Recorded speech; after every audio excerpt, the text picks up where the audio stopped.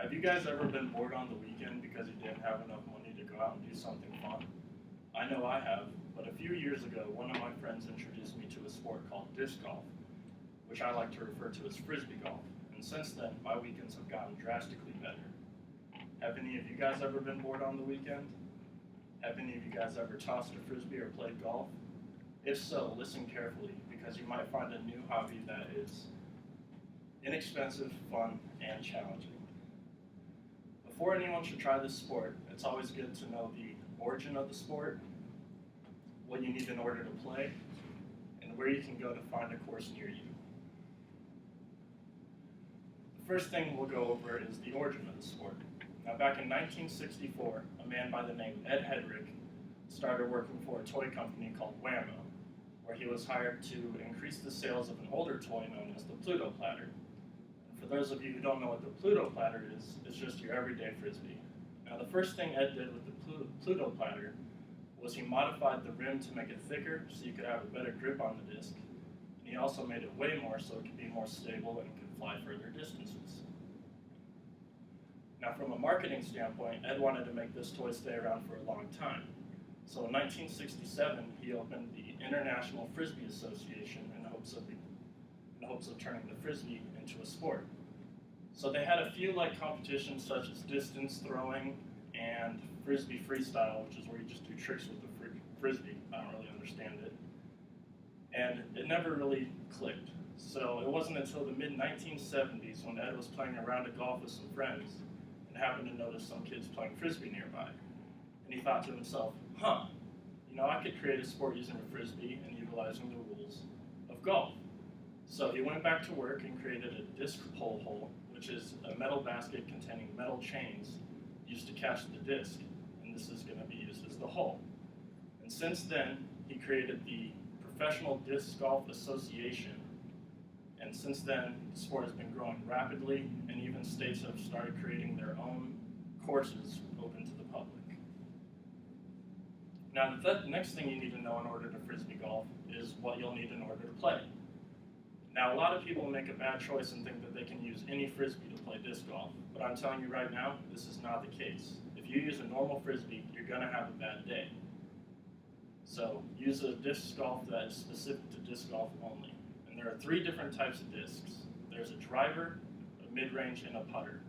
I personally only use a driver and a putter because 1, it saves you money, and 2, your driver can technically be used as a mid-range. Now, if you're having a hard time finding these discs, you can go to local stores such as Sports Authority, Dick's Sporting Goods, or look up on Google stores specific to disc golf. And in some cases, you can even go to a disc golf course and they'll sell discs too. Now, if you're starting up, the best thing to do is go to a disc golf store or a disc golf course because they tend to sell used discs. And since you're starting up, it's best to spend as little money as possible before you really know if you're going to like the sport or not. Also, some other things you might want to bring are a backpack and a water bottle. It's always nice to carry a backpack to be able to hold your discs and to hold your water bottle. And a lot of the courses involve a lot of walking, and on a hot summer day, that water bottle is going to come in handy. Now, last thing you need to do in order to disc golf is find a course near you. Now, there happens to be a perfect website called dgcoursereview.com where you can go and search any disc golf course in the United States. You can also search from within the state and set a max distance so you can find the one that's closest to you.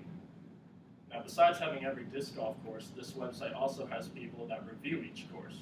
And this is good because a lot of them don't really tell if they're for beginner, intermediate, or advanced players. So if you're a beginner and you go to an advanced course, chances are you're not going to enjoy the sport and you just wasted some money. So make sure you do your due diligence and find a course that's best suited to your abilities. Today I have talked to you about a fairly new and inexpensive sport known as disc golf. We discussed the origin of the sport, what you need in order to play, and where you can find a course near you. Disc golf is growing rapidly and is a great way to get out and meet new people. If you ever have a day where you're bored or don't have anything to do, I suggest you go out and buy a used frisbee and look up the nearest course to you.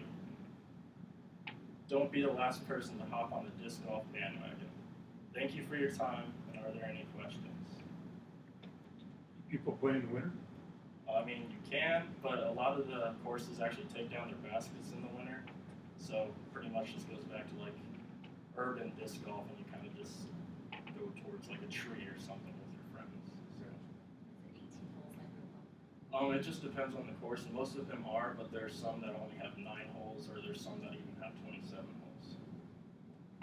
How many are in Colorado? Ooh, that's a good question. I personally have been to like 7 in Colorado, and I haven't been to all of them, so probably over 10. And I think only one of them costs money. Do some people run the course, or is it usually walk?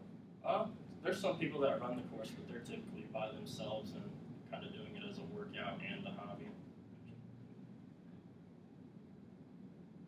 Is it strenuous to consider Not really.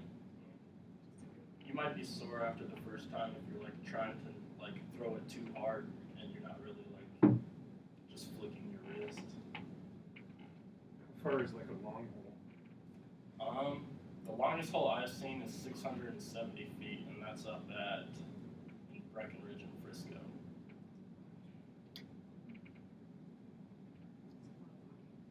Yeah.